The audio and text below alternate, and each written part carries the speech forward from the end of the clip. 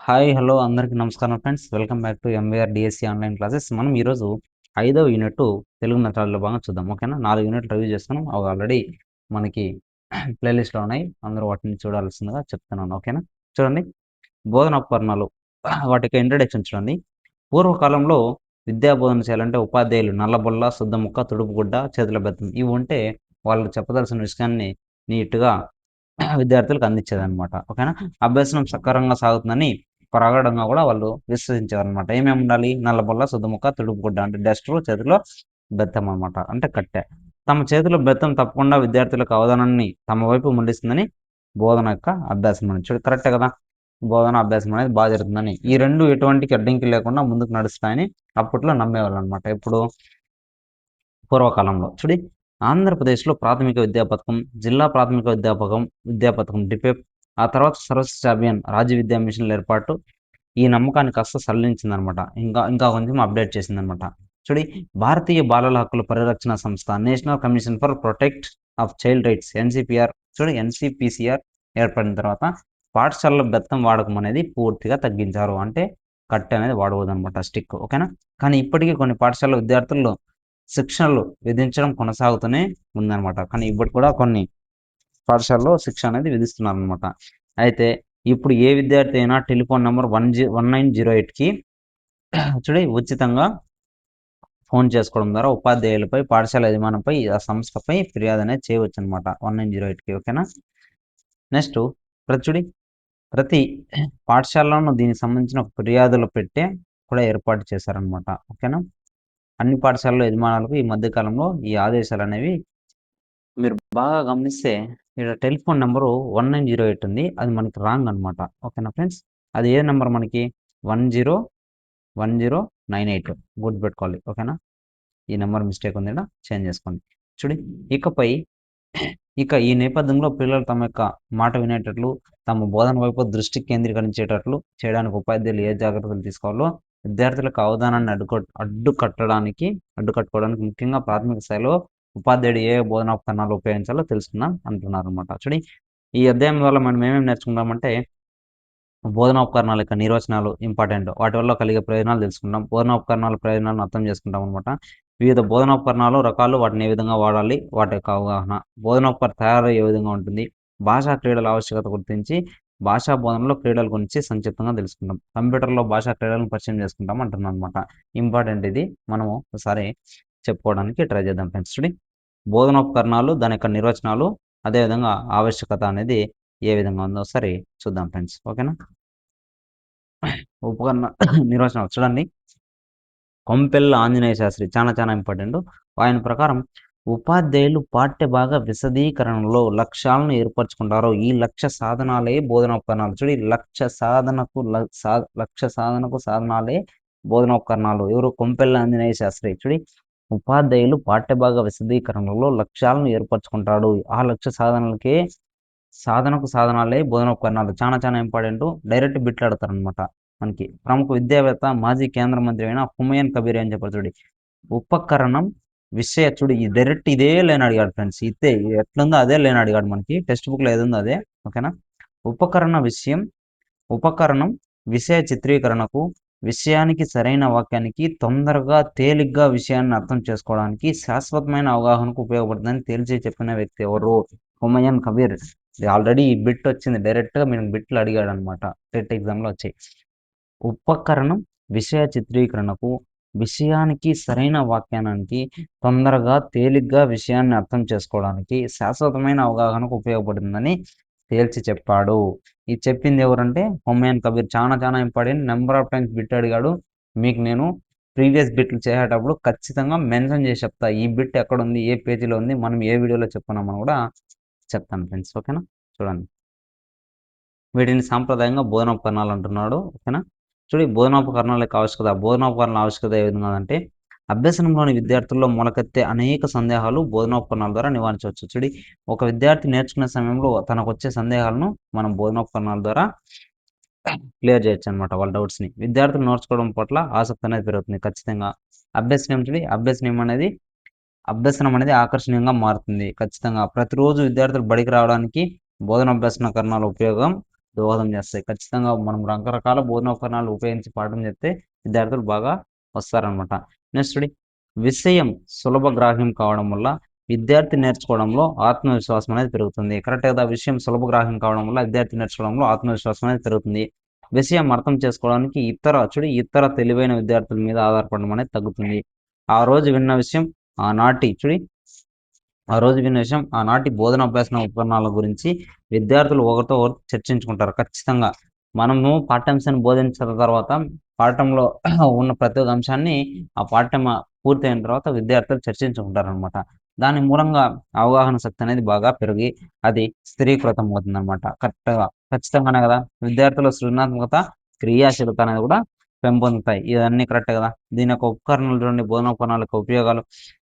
విద్యార్థులకు అవధానాన్ని నిలిపి ఉంచుతుంది. ఖచ్చితంగా మన బోధనోపకరణాలు అప్పుడప్పుడు పాడుతూ ఉంటే వాళ్ళ యొక్క అవధానం అనేది ఉక్కకపోదనమాట.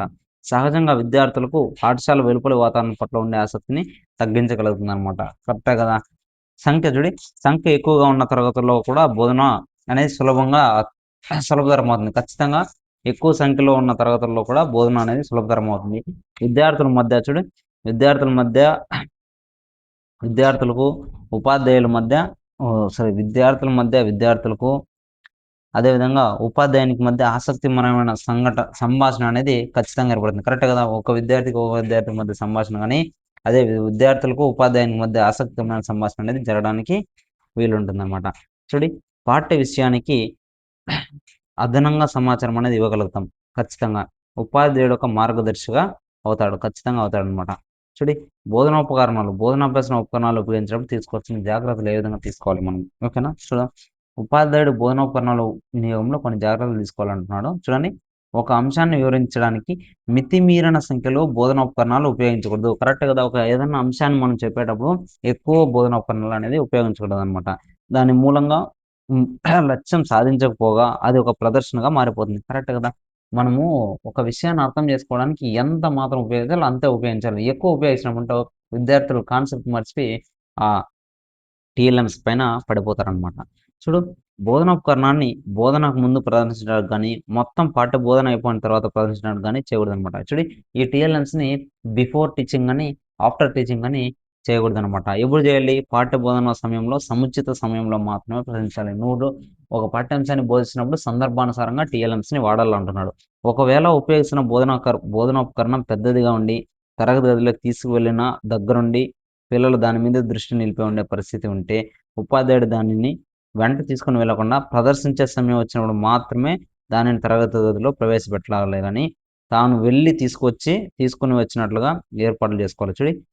ఇప్పుడు ఒకవేళ మనము తయారు చేసే బోధనోపకరణం అనేది పెద్దదిగా ఉందనుకో, ఒక పాఠ్యాంశాన్ని బోధించేటప్పుడు, ఓకేనా? దానిని తరగతి గదిలోకి ముందుగానే తీసుకొని వెళ్ళిపోకూడదనమాట. ఎందుకంటే తీసుకొని వెళ్ళిపోయినామంటే పాఠ్యాంశం బోధించేటప్పుడు పిల్లలకి ఆ బోధనోపకరణం పైనే ఇంట్రెస్ట్ అనేది ఉంటుంది. ఓకేనా? అది అలా చేయకూడదనమాట. సందర్భానుసారంగా మనము దాన్ని ప్రవేశపెట్టాలంటున్నాడు. నెక్స్ట్ బోధనాభ్యాసన ఉపకరణాల తయారీ సంక్లిష్టంగా ఉండకూడదనమాట. ఆ ఉపకరణాన్ని చూసిన వెంటనే విద్యార్థి సైతం తయారు చేసుకునేగలిగేంతగా సరళంగా, ఆకర్షణీయంగా ఉండాలి. ఆ బోధన ఉపకరణాలు టీఎల్ఎంస్ అనేవి ఎక్కువ సంక్షిప్తంగా ఉండకూడదు. విద్యార్థులు కూడా తయారు చేసుకునే విధంగా ఉండాలంటున్నాడు. సాధ్యమైనంత తక్కువ ఖర్చుతో బోధన అభ్యాసన ఉపకరణాన్ని రూపొందించడానికి ఉపాధ్యాయుడు శ్రద్ధ తీసుకోవాలి. కరెక్ట్ కదా! సాధ్యమైనంత తక్కువ ఖర్చులో, లో బడ్జెట్‌లో మనం చేసుకోవాలనమాట. అసలు ఖర్చు అసలే కాకుండా ఉంటే చాలా మంచిదనమాట. ఖర్చే కాకుండా ఉంటే ఇంకా మంచిదంటున్నాడు. చూడి భాషా బోధనలో బోధనాభ్యాసన ఉపకరణాల యొక్క రకాలు ఏ విధంగా ఉన్నాయి? చాలా ఇంపార్టెంట్ ఫ్రెండ్స్. ఒకసారి చూద్దామా? భాష నేర్చుకోవడంలో శిశువు ముందుగా మాటలు వింటాడు. ఖచ్చితంగా భాష నేర్చుకునేదంతా శిశువు ఏం చేస్తాడు? ముందుగా మాటలు అనేది వింటాడనమాట. శిశువు అక్షరాలను విడివిడిగా విన్నాడు. శిశువు అక్షరాలను విడివిడిగా వింటాడనమాట. విన్న మాటలను సంబంధిత విషయానికి లేదా కృత్యానికి సమన్వయం చేసుకుంటాడు. తర్వాత అవే మాటలు తిరిగి ఉచ్చరించే ప్రయత్నం కూడా చేస్తాడు. అలా మాట్లాడడం అలవాటు చేసుకుంటాడు అనమాట. నిత్య జీవితంలో మనుషులను, వస్తువులను గుర్తుపట్టినట్లే బొమ్మలను, మాటలను, అక్షరాలను కూడా గుర్తుపడతాడు. కరెక్టే కదా! నిత్య జీవితంలో మనుషులను, వస్తువులను గుర్తుపట్టినట్లే బొమ్మలను, మాటలను, అక్షరాలను కూడా గుర్తుపడతాడు అనమాట. అదేవిధంగా చదవడం కూడా అలవాటు చేసుకుంటాడు. కొంతమంది పిల్లలు బొమ్మలు చూడగానే ఆ పాఠం మొత్తం చదివేస్తారు. కొంతమంది బొమ్మలు చూస్తేనే ఆ పాఠం మొత్తం చదివేస్తారనమాట. కరెక్టే కదా! మనం బొమ్మ కనపడకుండా మూసివేస్తే పాఠం చదవడానికి కొంతమంది ఇబ్బంది పడతారనమాట. చదవడం అలవాటు చేసుకుంటే తర్వాత అక్షరాలను రాయించడం ప్రారంభించాలన్నమాట. చూడండి ఇంకా ఏం చేస్తున్నాయి. అయితే నేడు పాఠశాలలో ఈ పద్ధతికి వ్యతిరేకంగా జరుగుతుంది. ప్రెజెంట్ ఈ పాఠశాలలో మన స్కూల్‌లో ఏం జరుగుతుంది? ఆపోజిట్‌గా జరుగుతుంది. బడిలో పిల్లవాడు చేరగానే అక్షరం ఆ అని దిద్దించడం, ఆ అని అక్షరం దిద్దించడంతో అభ్యాసం అనేది ప్రారంభమవుతుందన్నమాట. కానీ ఈ విధానం సరైంది కాదని, చివరగా అలవడాల్సిన లేఖన నైపుణ్యాన్ని ముందే ప్రారంభించడం సముచితం కాదని విద్యావేత్తలు భావిస్తున్నారు. మనము పాఠశాలలో చేరిన వెంటనే పలక బలమెత్తుకొని ఆ అని దుద్దిస్తుంటాం. అలా దుద్దించకూడదు. లేఖన నైపుణ్యం అనేది తర్వాత రావాలి. ఫస్ట్ మనకి అక్షరాలు గుర్తుపట్టాలనమాట. ఓకేనా? అది చెప్తున్నారు. ఇది ఆపోజిట్‌గా ఉందని విద్యావేత్తలు చెప్తున్నారు. పాఠశాలలో ఇలా పలకలు ఉండకూడదని ఉండకూడదని కూడా ఉద్ఘాటించారు. పాఠశాలలో పలకలనేదే ఉండకూడదని చెప్తున్నారనమాట. ఇటీవల కాలంలో పదే పదే దిద్దించడం మాని బోధనోపకరణాల ద్వారా వరుసగా శ్రవణం, భాషణం, పఠనం ఆ తర్వాత లేఖనం విద్యార్థులకు నేర్పే విధానంగా బోధన అభ్యసన ప్రక్రియలో మార్పులు చోటు చేసుకుంటున్నాయి. ప్రెజెంట్ ఏం జరుగుతుందంటే బోధనోపకరణాల ద్వారా వరుసగా ఏమేమి చేస్తున్నారు శ్రవణం గాని, భాషణం గాని, పఠనం ద్వారా మళ్ళీ లేఖనం అనేది విద్యార్థులు నేర్చుకునే విధంగా చేస్తున్నారనమాట. ఈ నైపుణ్యాలు పిల్లలకు అలవాటు పడాలంటే ఎటువంటి బోధనా ఉపకరణాలు ఉపయోగించాలి? అవి అభ్యసనానికి ఎలా ఉపయోగపడతాయి? వంటి ప్రశ్నలు ఉపాధ్యాయుడు వేసుకొని బోధనాభ్యసన కార్యక్రమాన్ని నిరంతరం మూల్యాంకనం చేసుకోవాల్సిన ఆవశ్యకత అనేది ఏర్పడింది. ఈ నైపుణ్యాలు పిల్లవాళ్ళకి అలవాటు పడాలంటే ఎటువంటి బోధనా ఉపకరణాలు ఉపయోగించాలి? ఫస్ట్ అది మనం తెలుసుకోవాలి. అవి అభ్యసనానికి ఏ విధంగా ఉపయోగపడతాయి? అది కూడా తెలుసుకోవాలి. వంటి ప్రశ్నలు ఎవరు వేసుకోవాలి? ఉపాధ్యాయుడు వేసుకొని బోధనాభ్యసన కార్యక్రమాన్ని నిరంతర మూల్యాంకనంకు ఏర్పాటు చేసుకోవాలంటున్నాడు. ఈ క్రమంలో బోధనోపకరణాలు ఎన్ని రకాలంటే 4 రకాలుగా చెప్పొచ్చు. చాలా ఇంపార్టెంట్. ఇది మీకు అందరికి తెలిసినవే. ఒకసారి మనము నీట్‌గా చెప్పుకోవడానికి చేద్దాం. శ్రవ్య బోధనోపకరణాలు అంటే ఏమి? దృశ్య బోధనోపకరణాలు అంటే ఏమి? దృశ్య శ్రవణ బోధనోపకరణాలు, ప్రత్యేక విద్యార్థులకు అవసరమైన బోధనోపకరణాలు ఏవి? ఓకేనా? ఇదన్నీ మనకి చాలా ఇంపార్టెంట్. చూద్దాం. శ్రవ్య అంటే ఏమి? వినడం కదా! ఒకసారి చూద్దాం. ఇది విద్యార్థుల శ్రవణ నైపుణ్యాన్ని పెంపొందిస్తాయన్నమాట. కొంతమంది విద్యావేత్తలు ప్రశ్నించడం కూడా ఒక శ్రవ్య ఉపకరణంగా భావిస్తున్నారు. నేడు తరగతి గదిలో ప్రశ్నోత్తర పద్ధతి అభ్యాసము జరుగుతుందన్నమాట. ఈ శ్రవ్య ఉపకరణాలు ప్రధానమైనవి. చాలా ఇంపార్టెంట్ ఫ్రెండ్స్. మనకి ఖచ్చితంగా బిట్ అనేది వస్తుంది మనకి. ఓకేనా? Radio, tape record, CD player, cell phone, సంగీత వాయిద్యాలు ఇవన్నీ మనకి శ్రవ్య ఉపకరణాలకు సంబంధించినమాట. మీకు అందరికీ తెలుసు. ఇప్పుడు రేడియో అంటే ఏమో చూద్దాం ఒకసారి. ఓకేనా? రేడియో కార్యక్రమాలు నేడు బోధనాభ్యసన కార్యక్రమంలో ప్రముఖ పాత్ర అనేది వహిస్తున్నాయి. ఖచ్చితంగా. అనేక విశ్వవిద్యాలయాలు, రాష్ట్ర సాంకేతిక సంస్థ విద్యార్థుల కోసం పాఠ్యాంశాలను ప్రసారం చేస్తున్నాయి. ఖచ్చితంగా చేస్తున్నాయి ఫ్రెండ్స్. రేడియో ప్రసారం అయ్యే ప్రముఖుల ఉపన్యాసాలు, సాహిత్య కార్యక్రమాలు, లలిత సంగీత కార్యక్రమాలు లక్షలాది మంది శ్రోతలను అలరింపజేస్తున్నాయి. మొట్టమొదటి మన రేడియో కనుగొన్నారు కదా! ఆ రేడియో ద్వారా మనం ఎన్నో తెలుసుకుంటామన్నమాట. ఇవి విద్యార్థుల్లో జిజ్ఞాసను రేకెత్తిస్తాయి ఖచ్చితంగా. భాషా బోధనలో రేడియో కార్యక్రమాలు వినడం ద్వారా కూడా కింది ప్రయోజనాలు సాధించవచ్చు. కరెక్టే కదా!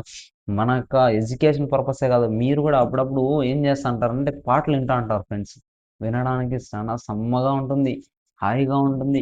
మీ యొక్క మైండ్ అంతా రిలీఫ్ అయిపోతుంది. ఎందుకు? అది శ్రవణం వినడం ద్వారా మనకి చాలా నేర్చుకోవడానికి ఉపయోగపడుతుందనేసి. ఓకేనా? చూడి మంచి వక్తల ఉచ్చారణ వినడం వల్ల విద్యార్థులు కూడా స్పష్టమైన ఉచ్చారణ అలవాటు చేసుకుంటారు. మనము చెప్పే అంటే మంచి ఉచ్చారణ వాళ్ళు రేడియో ద్వారా మనం వినే మాటలు మంచిగా ఉన్నాయనుకో, మనం కూడా స్పష్టమైన ఉచ్చారణ అనేది నేర్చుకుంటామనమాట. వ్యవహారం ముందున్న భాషా స్వరూపం, వివిధ ప్రాంతాల్లోని మాండలికాలతో విద్యార్థులకు పరిచయం అనేది ఏర్పడుతుంది. వ్యవహారం ముందున్న భాషా స్వరూపం, వివిధ ప్రాంతాల్లోని మాండలికాలతో విద్యార్థులకు పరిచయం ఏర్పడుతుంది ఖచ్చితంగా. ఆయా మాండలికాల్లోని తెలుగు పదాలను యథాతథంగా గ్రహించి భాషను సుసంపన్నం చేసుకోవచ్చు. ఖచ్చితంగా కదా! చూడు రేడియో ప్రసారాలు విద్యార్థుల్లో ప్రత్యేక అభిరుచులు ప్రోత్సహిస్తాయి. కరెక్ట్‌గా. ఓకే కదా! రేడియో ప్రసారాలను విద్యార్థుల్లో ఒక ప్రత్యేక అభిరుచి అనేది చేస్తుందన్నమాట. కవి సమ్మేళనాలు, ప్రముఖ కళాకారుల పరిచయాలు, లేక వారి యొక్క ఉపన్యాసాలు, ప్రసిద్ధి పొందిన గాయకుల యొక్క గానామృతం ఆయా కళల వైపు విద్యార్థులకు మెగ్గేటట్లు ఖచ్చితంగా చేస్తుంది. ఖచ్చితంగా చేస్తది ఫ్రెండ్స్ ఇది. రేడియోలో వచ్చే ప్రశ్నావళి గాని, విషయ పరీక్షలు గాని, అదేవిధంగా చురుగ్గా ఆలోచించే విధానం గాని విద్యార్థులు తయారు చేస్తున్నారు. ఖచ్చితంగా తయారు చేస్తుంది. అదే విధంగా చూడండి రేడియో పాఠాల ద్వారా విద్యార్థులకు అదనపు సమాచారాన్ని పొందుతారు. ఖచ్చితంగా అదనపు సమాచారం అనేది రేడియో ద్వారా మనోళ్ళు పొందుతారనమాట. రేడియో ఉపయోగంలో తీసుకోవాల్సిన జాగ్రత్తలేమి? చూడండి దీంతో ఏమేం చేసుకుంటాం మనం. బోధనోపకరణంగా రేడియోని ఉపయోగిస్తున్నప్పుడు అధ్యాపకుడు తీసుకోవాల్సిన జాగ్రత్తలు ఏవేవి ఉన్నాయి? చూడండి ఒకసారి. రేడియోలో యాంత్రిక లోపాలు ఏమైనా ఉంటే వాటిని ముందుగానే సరి చేసుకోవాలి. ఓకేనా? రేడియోలో. విద్యుత్ అందుబాటులో లేకుంటే బ్యాటరీలు కూడా రెడీగా పెట్టుకోవాలన్నమాట. నిర్ణీత సమయానికి కార్యక్రమాలు ప్రసారం అవుతాయి కాబట్టి పాఠ్యాంశాలను ప్రముఖుల యొక్క ఉపన్యాసాలు, సాహిత్య కార్యక్రమాలు ప్రసారం అయ్యే సమయానికి విద్యార్థులను సిద్ధంగా ఉంచాల్సి పర్టికులర్ టైంలో వస్తుంది కాబట్టి ఆ టయానికి మనము అన్నిటిని రెడీ చేసుకొని విద్యార్థులను కూడా రెడీ చేసి పెట్టుకోవాలన్నమాట. ప్రసారం అవుతున్న విషయంపై సందేహాలు తలెత్తితే వాటిని రాసుకొని వాటి గురించి ఉపాధ్యాయుడితో చర్చ జరిగేలా ప్రోత్సహించాలి. ఇప్పుడు మనం వినేటప్పుడు సందేహాలు ఎన్నో వస్తూ ఉంటాయి. మీకు నేను పాఠ్యాంశం చెప్పేటప్పుడు ఎన్నో డౌట్స్ వస్తూ ఉంటాయి. ఆ డౌట్స్ అన్ని మీరు నోట్ చేసుకొని తర్వాత కామెంట్ సెక్షన్‌లో పెట్టినారంటే మళ్ళీ మన వద్ద వాటి గురించి ఎక్స్‌ప్లనేషన్ అనేది మనం చేసుకుంటాం అనమాట నీట్‌గా. ఓకేనా? అది చెప్తున్నారు. రేడియో విద్యార్థుల్లో అవగాహన శక్తిని పెంపొందించడమే కాకుండా తక్కువ సమయంలో ఎక్కువ సమాచారం అందించే అవకాశం కూడా ఉంటుంది. ఖచ్చితంగా కదా! రేడియో అనేది విద్యార్థుల అవగాహన శక్తిని పెంపొందించడం వలన తక్కువ సమయంలో ఎక్కువ సమాచారాన్ని అందించే అవకాశం ఉంటుంది. ఖచ్చితంగా ఎందుకు సార్ అంటావా? ఇప్పుడు మనం కూడా మన వీడియో అనేది మనం ఒక టెక్స్ట్ బుక్ చదవాలంటే ఇట్స్ ఏ టైమ్ టేకెన్. ఓకేనా? కొన్నిసార్లు అర్థం కాదు. కానీ మనం వినడం వల్ల ఎక్కువ నేర్చుకుంటాం. గుర్తుపెట్టుకోండి. ఓకేనా? నెక్స్ట్ టేప్ రికార్డ్ చూడండి. Tape record. నాటి గ్రామ్‌ఫోన్ స్థానాన్ని నేడు టేప్ రికార్డ్ ఆక్రమించింది. నాటి గ్రామ్‌ఫోన్ స్థానాన్ని టేప్ రికార్డు ఆక్రమించిందన్నమాట. గ్రామ్‌ఫోన్ ఆకారంలో పెద్దదిగా ఉండడం, దానికి ఉండవలసిన రికార్డులు తేలికగా పగిలిపోయే అవకాశం ఉండడం వల్ల గ్రామ్‌ఫోన్ వాడకం అనేది క్రమంగా తగ్గి దాదాపు కనుమరుగైపోయిందన్నమాట. టేప్ రికార్డ్ ద్వారా విద్యార్థుల్లో కలిగే ప్రయోజనాలు ఏముంది బోధనోపకరణాలను టేప్ రికార్డ్ వినియోగించడం వల్ల విద్యార్థులకు చాలా ప్రయోజనాలు వస్తాయి. ఏ విధంగా సార్ అంటే తమ యొక్క పఠనాన్ని టేప్ రికార్డ్‌లో రికార్డ్ చేసుకొని మళ్ళీ వినడం ద్వారా ఉచ్చారణ దోషాలు సవరించుకోవచ్చు. మనం ఏదన్నా చెప్పాలనుకుంటే వాటిని మనమే మాట్లాడి మనం ఒక పాఠాంశాన్ని చెప్పి దాన్ని రికార్డ్ చేసుకొని మళ్ళీ మనమే వినడం వల్ల దాంట్లో ఏమైనా మిస్టేక్స్ ఉంటే మనం కరెక్షన్ చేసుకోవచ్చు అంటున్నాడు. అదేవిధంగా సాహిత్యం క్రీడలపై సాహిత్యం క్రీడలైన అష్టావధానం, శతావధానం, నాటకాలు మొదలైన వాటిని రికార్డ్ చేసి తిరిగి వినిపించడం వల్ల విద్యార్థుల అవధాన శక్తి అనేది పెరుగుతుంది. అభిరుచి కూడా కలుగుతుంది. అనుకరణ సాధ్యమవుతుంది. కరెక్టే కదా! సాహిత్యం గాని, క్రీడలైనా అష్టావధానం, శతావధానం, నాటకాలు మొదలైన వాటిని కూడా మనం రికార్డ్ చేసి రిపీట్ చేసి వినొచ్చనమాట. వ్యక్తుల ఉపన్యాసాలు, శ్రావ్యమైన పద్య పఠనాలు, గేయాలాపనలు రికార్డ్ చేసి వినిపించి పాఠ్యబోధన అనేది చేయవచ్చు. ఖచ్చితంగా చేయవచ్చనమాట. సాధారణంగా నిష్ణాతులైన ఉపాధ్యాయుల పాఠ్యాంశాల్లోనే టేప్ రికార్డులు అనేది చేస్తారు. కాబట్టి పాఠ్యభాగం వినడానికి విద్యార్థులు ఉత్సాహతాన్ని ప్రదర్శిస్తారు. కరెక్టే కదా! సాధారణంగా నిష్ణాతులైన ఉపాధ్యాయులే పాఠ్యాంశాలను టేపుల్లో రికార్డ్ చేస్తారు. ఖచ్చితంగా ఆ ఉపాధ్యాయునికి ఆ అంశం పైన పూర్తి పట్టు, పూర్తి అవగాహన ఉంటేనే వాళ్ళు చేస్తారనమాట. దాన్ని వినడానికి విద్యార్థులు చాలా ఉత్సాహంగా ఉంటదనమాట. కొంతమంది వాయిస్ ఇంటంటే ఇంకా వినాలి సార్ ఏదో చెప్తున్నారు అని అనిపిస్తుంది కదా! అలాంటిదనమాట. ఏదైనా సందేహం తలెత్తితే టేపును వెనక్కి తిప్పి మళ్ళీ వినడం ద్వారా సందేహం నివృత్తి చేసుకోవచ్చు. ఖచ్చితంగా ఇప్పుడు మనకి ఏదన్నా ఒకసారి అర్థం కాలేదు. ఒకసారి విన్నాం వీడియో అర్థం కాలే. రెండోసారి వింటే ఖచ్చితంగా మనకి అర్థమవుతుంది. మూడోసారి అంటే అది మనకొచ్చేస్తుంది. నాలుగోసారి విన్నామంటే ఇంక టాపిక్ పైన మనకు పూర్తి అవగాహన అనేది వచ్చేస్తుంది. ఓకేనా ఫ్రెండ్స్? నేడు జేబుల్లో పట్టేంత సైజులో కూడా టేప్ రికార్డ్ దొరకడం వల్ల వీటిని ఎక్కడికైనా తీసుకెళ్తున్నారు. ఇప్పుడు మన ప్యాంట్ జేబులో గాని ఎక్కడైనా యేసుకొని వెళ్ళిపోతున్నారనమాట. ఓకేనా? భాషా ప్రయోగాల్లో టేప్ రికార్డుల ద్వారా అక్షరాలను, పదాలను వినిపించి విద్యార్థుల యొక్క శ్రవణ నైపుణ్యాన్ని, ఉచ్చారణ నైపుణ్యాన్ని పెంపొందించవచ్చు అంటున్నారు. ఖచ్చితంగా కదా! ఖచ్చితంగా పెంపొందించవచ్చు. నెక్స్ట్ సీడీ, డీవీడీ ప్లేయర్ అంటే ఏం సార్? టేప్ రికార్డ్ ప్రాధాన్యం కూడా క్రమంగా తగ్గి ఈనాడు ఆ స్థానాన్ని సీడీ అంటే కాంపాక్ట్ డిస్క్, డీవీడీ లేదా డిజిటల్ వెరటైల్ టెక్స్ట్ ప్లేయర్‌ను ఆక్రమిస్తుందన్నమాట. వీటిని శ్రవ్య ఉపకరణాలుగా లేదా దృశ్య శ్రవణ ఉపకరణాలుగా ఉపయోగించవచ్చు.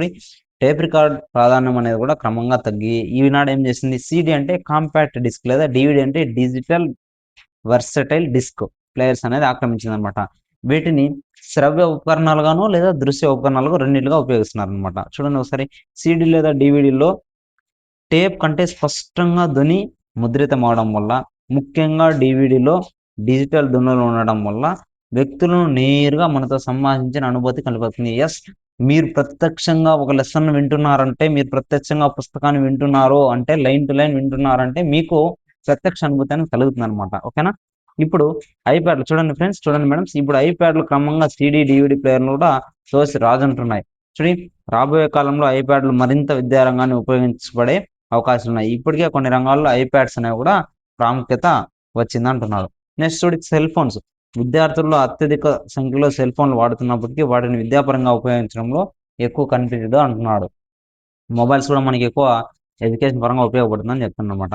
చూడు, దూరంగా ఉన్న ఉపాధ్యాయులు, నిపుణులు సంప్రదించడం ద్వారా పాఠ్యాంశంలోని అనేక సందేహాలను నివృత్తి చేసుకోవచ్చు. మీకేదన్నా సందేహం ఉంటే మీరు మన కామెంట్ సెక్షన్‌లో పెడితే మీ యొక్క సందేహాలను మనం నివృత్తి చేసుకోవచ్చు కదా! అంటే ఉపాధ్యాయులకి ఏదన్నా మన పిల్లలకి ఏదైనా సందేహాలొస్తే ఫోను ద్వారా మాట్లాడి తీసుకోవచ్చంటున్నాడు. సెల్ ఫోన్‌లో కూడా రికార్డ్ చేసుకునే సదుపాయం ఉంది కాబట్టి, సంభాషణలను, పదాలను, గేయాలను రికార్డ్ చేసుకొని, తిరిగి వినడం ద్వారా ఉచ్చారణ వాటి చదివే లేదా పాడే శైలిని మనం బాగా అనుసరించవచ్చనమాట.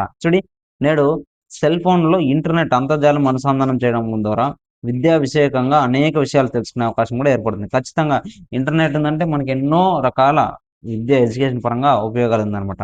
సెల్ ఫోన్‌లో ఉన్న స్పీకర్ ద్వారా చూడండి, సెల్ ఫోన్‌లో ఉన్న స్పీకర్ ద్వారా చిన్న తరగతి గదిలో నిపుణుల యొక్క ఉపన్యాసాలు కూడా వినిపించవచ్చు. ఖచ్చితంగా మనము సెల్ ఫోన్‌లో ఉన్న చిన్న స్పీకర్, సెల్ ఫోన్‌లో ఉన్న స్పీకర్ ద్వారా చిన్న తరగతుల్లో మంచి మంచి నిపుణుల యొక్క ఉపన్యాసాలు కూడా వినిపించొచ్చనమాట. కాలక్రమేణా సెల్ ఫోన్ స్థానంలో మరింత ఆధునిక సంకేతంగా ఉన్న ఐఫోన్‌లను కూడా ప్రాధాన్యత పెరిగింది. ఐఫోన్‌లకు కూడా ప్రాధాన్యత అనేది వచ్చేసిందనమాట. సంగీత వాయిద్యాలంటే శిశుర్వేతి, పశుర్వేతి గాన రసం పని అని ఆరోక్తి. అభినయ గేయాలను విద్యార్థులకు నేర్పుతున్నప్పుడు సంగీత వాయిద్య సహకారం తీసుకోవచ్చు. పిల్లలకు సంబంధించిన గేయాలు, పాటలు, పద్యాలు పాడినప్పుడు దీన్ని మనం సంగీత వాయిద్యాలుగా తీసుకోవచ్చనమాట. పలువురు విద్యార్థులు మనసుకి ఆహ్లాదకరమైన సంగీతాన్ని వింటూ అభ్యసనం మీద దృష్టి సారించడం ఈనాడు సర్వసాధారణం అయిపోయింది. మనం చదివేటప్పుడు కూడా ఒకసారి మనకి కాన్సంట్రేషన్ పోకుండా కొన్ని మ్యూజిక్స్ వింటూ చదువుతామనమాట. అది చెప్తున్నారు. ఓకేనా? దృశ్య బోధనోపకరణాలు అంటే ఏంటి సార్? చూడండి, బోధనాభ్యాసన ప్రక్రియలో ఉపాధ్యాయులు తరగతి గదిలో అధికంగా వినియోగిస్తున్న ఉపకరణాలు ఎవరంటే దృశ్య బోధన ఉపకరణాలు. మనం బోధన చేసే ప్రక్రియలో ఎక్కువగా ఉపాధ్యాయులు ఉపయోగించేవి ఏమంటే దృశ్య ఉపకరణాలు అంటున్నాడు. ఇవి వ్యక్తిగత బోధనోపకరణాలు, సామూహిక బోధనోపకరణాలు సార్ అని వివరించవచ్చు. వ్యక్తిగత అంటే ఏమి, సామూహిక అంటే ఏమి చూద్దాము ఒకసారి. వ్యక్తిగతంగా తరగతిలో ఉపయోగించబడే ముద్రిత ఉపకరణాలే అని చెప్తున్నాడు. వ్యక్తిగతంగా ఉపయోగించబడేవి ముద్రిత ఉపకరణాలు అంటున్నాడు. ఓకేనా? చూడండి, పాఠ్య పుస్తకాలు గాని, వార్తాపత్రికలు గాని, అదేవిధంగా కరపత్రాలు గాని, ఓకేనా? పరిశీలన గ్రంథాలు, సంపుటాలు, గోడ పత్రికలు మొదలైనవి ముద్రిత రూపంలో ఉంటాయన్నమాట. ఓకేనా? నెక్స్ట్ పాఠ్య పుస్తకాలు అంటే ఏం సార్? చూడండి, భాషా బోధనలో చూడండి ఫ్రెండ్స్, భాషా బోధనలో పాఠ్య పుస్తకం అవసరం ఎనలేనిది. విద్యార్థుల యొక్క శ్రవణ, భాషణ, పఠన, లేఖన నైపుణ్యాలను అర్జించడానికి వీలుగా పాఠ్య పుస్తకాలు రూపకల్పన చేయబడ్డాయి. ఖచ్చితంగా మన పాఠ్య పుస్తకము ప్రామాణికం. పాఠ్య పుస్తకాన్ని చదవాలి.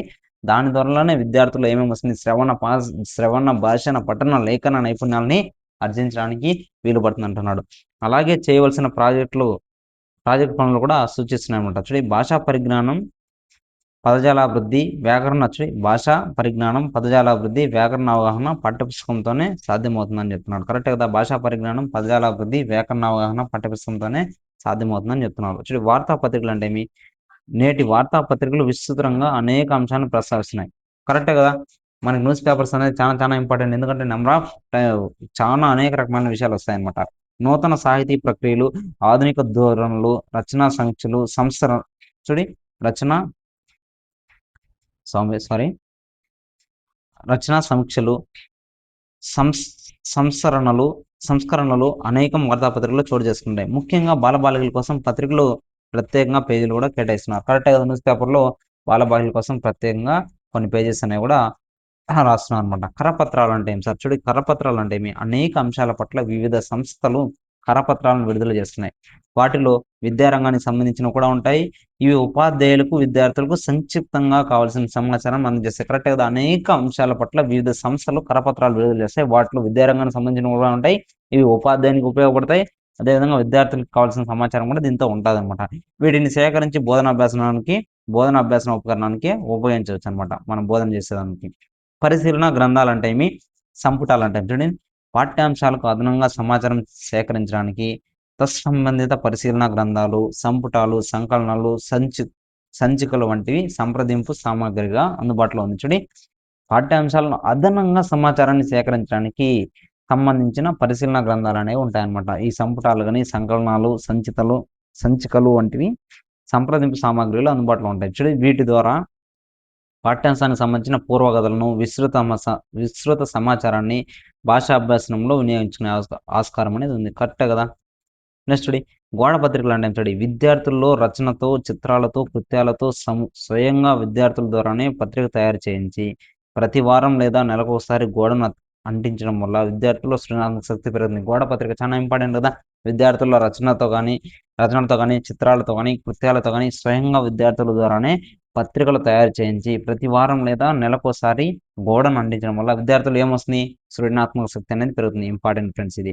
ప్రతి విద్యార్థికి ఈ గోడ పత్రిక చదివి తరగతి గదిలో విమర్శనాత్మకంగా చర్చించడానికి కొంత సమయం అనేది కేటాయించాలన్నమాట. నాలుగోది ఏమి చూడండి, 4 జనవరి 2009లో పార్లమెంట్‌లో ఏం జరిగిందంటే నిర్బంధ ఉచిత విద్యా హక్కు. ఇప్పుడు 2009 తెలుసు కదా! ఆర్‌టిఈ 2009 మనకి. ఈ విద్యా హక్కు బిల్లు ఆమోదించిన తర్వాత పై ముద్రిత ఉపకరణాలన్నీ పాఠశాల యాజమాన్యం, ఉపాధ్యాయ వర్గం, ప్రభుత్వం విద్యార్థులకు సమకూర్చడానికి బోధనాభ్యాసంలో అవిభాజ్య భాగం అవుతుంది. కరెక్ట్‌గా చూడి, మనకి ఉచిత నిర్బంధ విద్యా హక్కు బిల్లును ఆమోదించిన తర్వాత ఆమోదించింది ఎప్పుడంటే జనవరి 4, 2009 సంవత్సరం అని గుర్తుపెట్టుకోవాలి. ఓకేనా?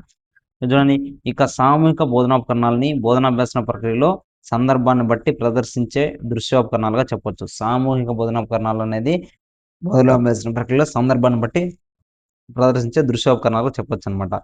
చూడండి, ఒక వస్తువు లేదా ఉత్పత్తిని దాని ముఖ్య లక్షణాలను వివరిస్తూ, ప్రయోజనాలను నొక్కి చూపిస్తూ, బహిరంగంగా చూపినట్లయితే అదే ప్రదర్శన అని వెబ్‌స్టార్ చెప్పారు. చూడండి, ఒక వస్తువు లేదా ఉత్పత్తిని దాని ముఖ్య లక్షణాలను వివరిస్తూ, ప్రయోజనాలను నొక్కి చూపిస్తూ, బహిరంగంగా చూపినట్లయితే అదే ప్రదర్శన అని చెప్తాడు. ఎవరు? వెబ్‌స్టార్.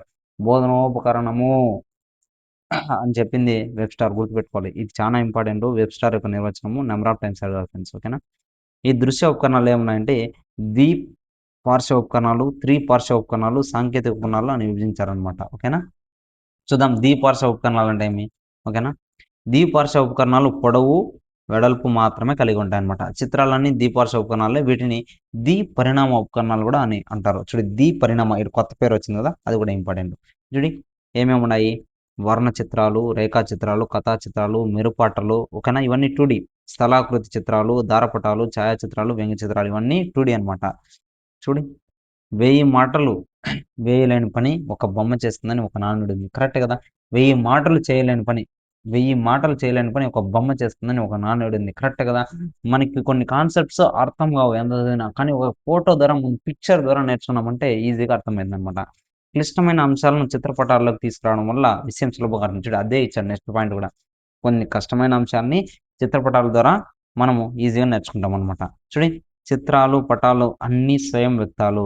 చూడండి, ప్రముఖుల జీవిత విశేషాలు గాని, సంస్కృతి, కళాంశాలు, ప్రాచీన నాగరికతలు బోధించేటప్పుడు పై వివిధ రూపాల్లో చిత్రపటాలను ఉపయోగించవచ్చు. ఖచ్చితంగా మనము ఏ విధంగా చేయొచ్చంటే, ప్రముఖుల యొక్క జీవిత విశేషాలు గాని, సంస్కృతి, కళాంశాలు గాని, అదేవిధంగా సంస్కృతి గాని, కళాంశాలు గాని, ప్రాచీన నాగరికతలు, అదేవిధంగా వాటిని బోధించేటప్పుడు వివిధ రూపాల్లో చిత్రపటాలను ఉపయోగించవచ్చు ఖచ్చితంగా.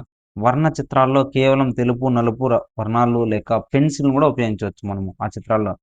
నెక్స్ట్ నఖ చిత్రాలు కూడా ఉంటాయన్నమాట. కానీ ఇవి తరగతి గదికి అంతటికి ప్రదర్శించడానికి అనువుగా ఉండవని చెప్తున్నాడు. చూడు, ప్రాథమిక స్థాయిలో మెరుపాటల ఉపయోగం అనేది ఎక్కువగా ఉంటుంది. ఖచ్చితంగా ప్రాథమిక స్థాయిలో మెరుపాటల ఉపయోగం అనేది ఎక్కువగా ఉంటుంది. చూడండి, అట్టను 1, 2 సార్లు ప్రదర్శించి ఉపయోగించడం వల్ల వీటికి మెరుపాటలు అని పేరు కూడా వచ్చిందనమాట. చూడండి, ఈ చిత్రాలన్నీ తరగతి గదికి అంతటికి స్పష్టంగా కనబడేటట్లు తగిన ఎత్తులో ప్రదర్శించాలి. చూడండి, వివిధ చిత్రాలతో అక్షరాలు వాడినప్పుడు అవి స్పష్టంగా చక్కని రాతతో ఉండాలి. చూడండి, ఈ చిత్రాలన్నీ తరగతి గది అంతటా స్పష్టంగా కనబడేట్లుగా మనం చేయాలి. తగిన ఎత్తులో ప్రదర్శించాలి. వివిధ చిత్రాలతో అక్షరాలు వాడినప్పుడు అవి స్పష్టంగా చక్కటి రాతతో ఉండాలంటున్నాడు. త్రిపార్శ్వ ఉపకరణాలు అంటే చూడండి, 3D. ఇవి త్రిపరిమాణ ఉపకరణాలు కూడా అంటారు. అంటే మనం వాటికి పొడవు, వెడల్పు, ఎత్తు 3 ఉంటాయన్నమాట. ఇవన్నీ ఏవో చూద్దాం ఒకసారి. నమూనాలు చాలా ఇంపార్టెంట్. నమూనాలు, వస్తువులు, మాతృకలు. చూడు, మాదిరి, కృత్రిమ యంత్రాలు, కీలుబొమ్మలు, తోలుబొమ్మలు, విద్యా పరికరాలు పెట్టె, ఉబికి పైకి నిలబడే బొమ్మలు గల పుస్తకాలు ముఖ్యమైనవి అంటున్నాడు. చూడండి ఒకసారి ఏమేమి ఉన్నాయో. ఇటువంటి ఉపకరణాలు తయారు చేయడానికి ఢిల్లీలో ఉన్న సాంస్కృతిక వనరుల శిక్షణా కేంద్రం centre for cultural resource and training CCRT ఉపాధ్యాయులకు ప్రత్యేక శిక్షణ ఇస్తుంది. చాలా ఇంపార్టెంట్. మనం పైన చెప్పిన ఉపకరణాలు తయారు చేయడానికి ఈ సంస్థ ఎక్కడుంది అంటే ఢిల్లీలో ఉంది. ఓకేనా? ఇది సాంస్కృతిక వనరుల శిక్షణా కేంద్రం. సాంస్కృతిక వనరుల శిక్షణా కేంద్రం ఎక్కడుందంటే ఢిల్లీలో ఉంది. గుర్తుపెట్టుకోవాలి. CCRT, centre for cultural resource and training. CCRT full form. ఓకేనా? నెక్స్ట్ చూడండి, ఉపాధ్యాయులు ప్రత్యేక శిక్షణ అనమాట. పై ఉపకరణాలు సందర్భోచితంగా బోధనా అంశాలను ఉపయోగించడం ద్వారా ఉపాధ్యాయులు ఉపాధ్యాయులకు ఉండవలసిన ఒక కళగా చెప్పొచ్చు. చూడండి, మనం చెప్పిన అంశాలన్నీ బోధనా అభ్యాసంలో సందర్భానుసహితంగా ఈ టీఎల్ఎమ్స్ని ఉపయోగించడం ఒక ఉపాధ్యాయునికి కళ అని చెప్పొచ్చు అనమాట. అంటే వీటిలో తీసుకోవాల్సిన జాగ్రత్తలు ఏదో చూడండి, ఉపాధ్యాయుడు ప్రత్యేకంగా 1-2 సార్లు సాధన చేసిన తర్వాతనే ఈ బోధనోపకరణాలు ప్రదర్శించడానికి తరగతి తీసుకోవాలి. ఖచ్చితంగా ఉపాధ్యాయుడు 1-2 సార్లు ఈ సాధన చేసిన తర్వాతనే ఉపకరణాలను ప్రదర్శించడానికి తరగతి గదికి తీసుకురావాలన్నమాట. ఉదాహరణకు ఒక వస్తువును ప్రదర్శించడానికి ఆ వస్తువుల భాగాలన్నీ తెలియాలి. ఏ భాగం ఎటువంటి చూడు ఏ భాగం ఎటువంటి ధర్మం కలిగి ఉంటుందో చెప్పగలగాలి. అలాగే కృత్రిమ మాదిరి యంత్రాలు ఉపయోగించవలసి వస్తే వాటిని విడదీయడం కానీ తిరిగి బిగించడం కానీ తెలిసి ఉండాలన్నమాట. తోలు బొమ్మలు కీలు బొమ్మలు ఎలా తయారవుతాయో వాటిని ఆడించడం ఎలాగో కూడా ఉపాధ్యాయునికి తెలిసి ఉండాలి. ఖచ్చితంగా తెలిసి ఉంటేనే కదా మనం ఏదైనా చేసేకైతుంది. మనకు ఉపాధ్యాయునికి ఫస్ట్ రావాలన్నమాట. ఓకేనా. నెక్స్ట్ చూడండి, ప్రదర్శనకు తరగతి గదికి సిద్ధంగా ఉండాలి. చూడండి, ప్రదర్శనకు తరగతి గదిని సిద్ధంగా చేసుకోవాలన్నమాట. వస్తువులను కానీ నమూనాలను ప్రదర్శించేటప్పుడు తరగతి గదికి అంతటికీ కనబడేటట్లు ప్రణాళిక వేయాలి. చూడండి, ప్రదర్శనకు తరగతి గదిని సిద్ధం చేయాలి. వస్తువులను నమూనాలను ప్రదర్శించేటప్పుడు తరగతి గది అంతటికీ కనబడే విధంగా ప్రణాళిక వేసుకోవాలన్నమాట. ప్రదర్శనకు అనుగుణమైన కంఠస్వరాన్ని అలవర్చుకోవాలి. ప్రదర్శనకు ముఖ్యాంశాల పరిధి దాటిపోకుండా లక్ష్యం నెరవేరేటట్లు సరళంగా సూటిగా ఉండాలన్నమాట. ప్రదర్శన అనేది ముఖ్యాంశాల పరిధి దాటిపోకుండా లక్ష్యం నెరవేరే విధంగా సరళంగా సూటిగా ఉండాలన్నమాట. ప్రదర్శన పూర్తయిన తర్వాత విద్యార్థుల అవగాహనను పరిశీలించాలి. చూడండి, ఒక కంప్లీట్ అయిపోయింది ఆ ప్రదర్శన అనేది, తర్వాత విద్యార్థులకు ఏమాత్రం అర్థమైంది అనే అవగాహన అయింది అనేసి మనము పరీక్షించాలన్నమాట. ఈ 3 పార్ట్స్ ఆఫ్ పరిణామ ఉపకరణాలను ఉపాధ్యాయుడే స్వయంగా సేకరించుకోవాలి. కరెక్ట్గా ఈ 3D వాటిని ఉపాధ్యాయుడే స్వయంగా సేకరించాలన్నమాట. నెక్స్ట్ చూడండి, సాంకేతిక దృశ్య ఉపకరణాలు అంటే ఏం సార్? చూడండి, సాంకేతికతను ఉపయోగించే ఉపకరణాలని సాంకేతిక దృశ్య ఉపకరణాలు అంటారు. చూడండి, రసాయనాలు ఇతర సాంకేతిక పరికరాలు వీటిని తయారు చేయడానికి ఉపయోగపడతాయి. ఉదాహరణ చూడండి, బల్లలు లేదా బోర్డులు, ప్రొజెక్టర్లు ముఖ్యమైనవి. బోర్డులు అంటే చూడండి, వీటిలోకి నల్ల బల్ల, ప్రదర్శన బల్ల, ప్రకటన బల్లలు వస్తాయన్నమాట. ఓకేనా. నల్ల బల్లలు ప్రతి తరగతి గదిలో ఉపాధ్యాయుడికి అనుదినం బోధనలో ఉపయోగపడతాయి. ఖచ్చితంగా బ్లాక్ బోర్డ్ అనేది ఉపాధ్యాయుడికి ఉపయోగపడుతుంది. అయితే వీటికి వాడే రసాయనాల వల్ల బోర్డులు నల్లగాను, జేగురు రంగులను, పెసర రంగులను, నీల రంగులను, ఆకుపచ్చ రంగులను ఉంటాయి. చాలా ఇంపార్టెంట్. ఈ నల్ల బల్ల బోర్డులకు ఏ విధంగా ఉంటాయి? నల్లగా ఉంటుంది, జేగురు రంగులో ఉంటుంది, పెసర రంగులో ఉంటుంది, నీలం రంగులో ఉంటుంది, ఆకుపచ్చ రంగులో ఉంటుంది. 1, 2, 3, 4, 5 రంగులు ఉంటాయి. గుర్తుపెట్టుకోవాలి, మర్చిపోవద్దు. ఓకేనా. ఉపాధ్యాయుడు వీటిని ఉపయోగించడంలో కొన్ని మెలకువలు కూడా పాటించాలి. విధిగా తన చేతి రాతను కుడివైపు నుంచి ఆరంభించాలి. చూడండి, మనం ఎలా రాయాలి? కుడివైపు నుంచి మన యొక్క స్టార్ట్ చేయాలన్నమాట. బోర్డు మొత్తం సముచిత రీతిలో వాడుకోవాలి. బోర్డును మొత్తం, ఇది ఒక బోర్డు అనుకో, ఈ బోర్డు మొత్తాన్ని మనము సముచిత రీతిలో వాడుకోవాలన్నమాట. ఓకేనా. నెక్స్ట్, తాను రాయదలుచుకున్న అంశాన్ని చిన్నదైతే బోర్డు మధ్యలో రాయాలి. అవసరమైన చోట రంగురంగుల అద్దకాల శుద్ధముఖను కూడా వాడాలన్నమాట. మనము రాయాల్సింది కుడివైపు స్టార్ట్ చేయాలి. ఓకేనా. మధ్యలో ఏదైనా చిన్న విషయం అయితే మధ్యలో రాయాలి. వాటికి తగ్గట్టుగా శుద్ధ ముక్కల్ని కలర్స్ అనేది యూజ్ చేయాలన్నమాట. కొన్ని విద్యాలయాల్లో తెల్ల బోర్డులు కూడా ఉంటాయన్నమాట. వాటి మీద మార్కర్ పెన్ను ఉపయోగిస్తారు. కరెక్టే కదా. వైట్ బోర్డ్స్ ఉంటాయి, వైట్ బోర్డ్ పైన మార్కర్ యూజ్ చేస్తాం. మామూలుగా ముందు అయితే శుద్ధ ముక్కలు కూడా red colour, yellow colour, white colour వస్తూ ఉండింది అనమాట. ఓకేనా. విదేశాల్లో పాఠశాలలో ఎలక్ట్రానిక్ బోర్డులనే వాడుతున్నారు. బయట వేరే దేశాల్లో వీటిని ప్రతిస్పందించే బోర్డులు అంటారు. ఇంటరాక్టివ్ వైట్ బోర్డ్స్ అంటారు అనమాట. మీకు తెలుసు డిజిటల్ బోర్డ్స్ అనేవి ఏ విధంగా ఉంటాయి. ఈ బోర్డు కంప్యూటర్కి అనుసంధానమై ఉంటుంది అనమాట. దీనికోసం ప్రత్యేకమైన లేజర్ పెన్ కూడా వాడతారు. ఈ బోర్డు మనం రాసే రాతని వెంటనే సరిదిద్దడమే కాకుండా మనం బోర్డు మీద రాసిన ప్రశ్నలకు సమాధానం కూడా ప్రదర్శిస్తుంది. ఈ డిజిటల్ బోర్డులో మనం రాసే సమాధానాలు కూడా వస్తాయన్నమాట. సమీప భవిష్యత్తులో భారతదేశంలో కూడా ఈ సాంకేతిక వినియోగంలోకి రావచ్చు అంటున్నాడు. ఆల్రెడీ ఈ సాంకేతిక వినియోగం అనేది మన జగన్ సీఎం ఉన్నారు కదా, జగన్ గారు ప్రవేశపెట్టాడు డిజిటల్ బోర్డు అనేది. మీకు అందరికీ తెలిసిందే. ఓకేనా. ప్రాథమిక పాఠశాలలో, పూర్వ ప్రాథమిక విద్యా కేంద్రాల్లో early childhood care and education లో విస్తార నల్లబల్లలకు ఆవశ్యకత గురించి జిల్లా ప్రాథమిక విద్యా సంస్థ నొక్కి చెప్పింది. జిల్లా ప్రాథమిక విద్యా సంస్థ ఏం చెప్పిందంటే ఈసీసీలో విస్తార నల్లబల్లల యొక్క ఆవశ్యకతను గురించి బాగా చెప్పిందనమాట. విస్తార నల్లబల్లలు గది 4 గోడల పొడవున నేల నుండి 1 అడుగు వదిలేసి ఆ తర్వాత 3 అడుగుల ఎత్తు వరకు గది గోడలకే ఏర్పాటు చేయాలన్నమాట. ఇది అనుకో గోడ, దీంతో 1 అడుగు విస్తార నల్లబల్లు గది 4 గోడల పొడవున ఉంటుంది. ఒక అడుగు వదిలేసి కిందకి, తర్వాత 3 అడుగులు ఎత్తు వరకు ఆ గోడలకి ఏర్పాటు చేయాలి. తర్వాత ఈ మధ్యలో ఏర్పాటు చేయాలన్నమాట. ఓకేనా? విద్యార్థులు తాము నేర్చుకున్న విషయాలను వాటి మీద పునశ్చరణ చేసుకోవడానికి, తమ యొక్క సృజనాత్మకతను ప్రదర్శించుకోవడానికి గానీ పనికొస్తాయి. విద్యార్థులు కూడా రాయడానికి ఉపయోగపడుతుందన్నమాట. ఓకేనా? చాలా మంది ఉపాధ్యాయుల నమ్మకం. అందరి రాతలు అచ్చుడి, అందరి రాతలు విద్యార్థులు గమనిస్తారన్నమాట. కనుక ఒకరికంటే ఒకరు బాగా రాయడానికి, చిత్రాలు గీయడానికి పోటీ పడతారంటున్నారు. కరెక్టే కదా! చూడి ఈ ప్రదర్శన బల్లలు నేత ఉన్ని కొడుతూ తయారవుతాయి. కనుక వీటిని ప్లానెల్ బోర్డ్ అని కూడా చెప్పవచ్చు. ఈ బోర్డుపై ప్రదర్శనకు ఉంచే వస్తువు గాని, అట్ట గాని, కాగితం గాని, వెనుక వైపు కొంత ఉప్పు కాగితం లేదా తేలికపాటి జిగురు కాగితం ఉండడం వల్ల అవి ప్యానెల్ బోర్డుకి అతుక్కుపోతాయి.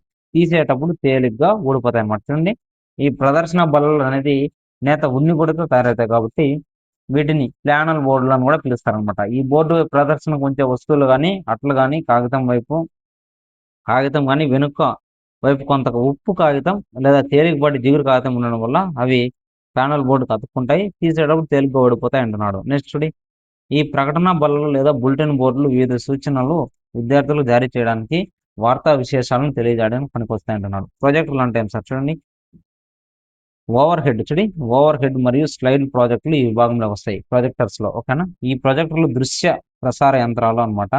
తెర మీద కానీ లేదా తెల్లని గోడ మీద కానీ చిత్రాలను ప్రదర్శిస్తాయి. ఖచ్చితంగా మీకు ప్రాజెక్ట్ ముందు తెలుసు, మీరందరూ సినిమాలకి కన్నా వెళ్ళుంటారు కాబట్టి చూసారనమాట.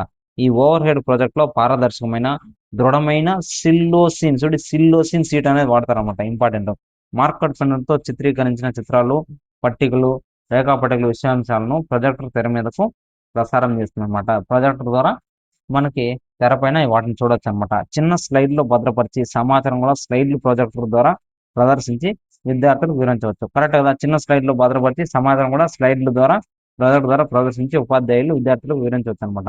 నెక్స్ట్ దృశ్య శ్రవణ ఉపకరణాలు అంటే ఏం చెప్పండి? దృశ్యాన్ని దానితో పాటు దానికి సంబంధించిన ధ్వనులను, మాటలను వినిపించగల ఉపకరణాలను దృశ్య శ్రవణ ఉపకరణాలు చూడండి. ఒక దృశ్యాన్ని దానితో పాటు దానికి సంబంధించిన ధ్వనులను, మాటలను వినిపించగల ఉపకరణాలు ఏమంటాము? దృశ్య శ్రవణ ఉపకరణాలు అంటారు అనమాట. ఈ దృశ్య శ్రవ్య ఉపకరణాల్లో ప్రధానమైనవి ఏమంటే చలనచిత్రాలు కానీ, దూరదర్శిని కానీ, కంప్యూటర్లు కానీ, ఎల్సిడి ప్రాజెక్ట్ కానీ, ల్యాప్టాప్లు కానీ గుర్తుపెట్టుకోవాలి. ఏవేవి?